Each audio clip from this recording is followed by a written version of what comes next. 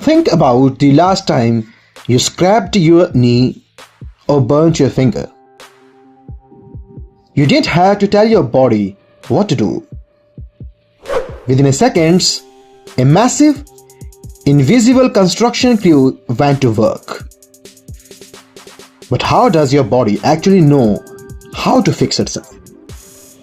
The process, that is, how does it occur? Stage 1, hemostasis. The emergency plug. So the moment you bleed, your body enters panic mode.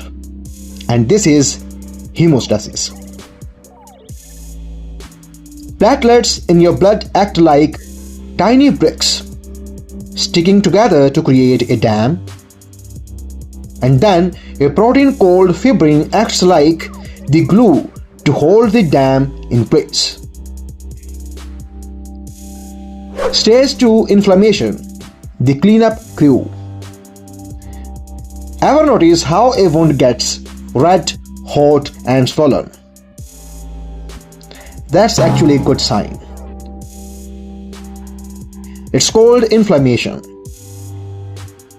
Basically, your blood vessels open up to send white blood cells, the body's security team, in order to kill bacteria and clear out debris.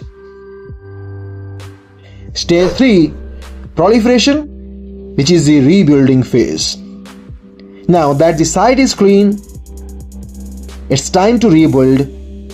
So your body produces collagen. Think of it as the scaffolding of your skin.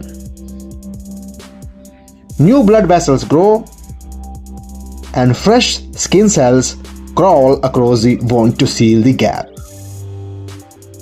Stage 4, maturation, which is the finishing touches. Finally, the remodeling happens, the wound strengthens, and this process can actually take months or even years. Which is why scars fade over time as the collagen fibers reorganize. This was all.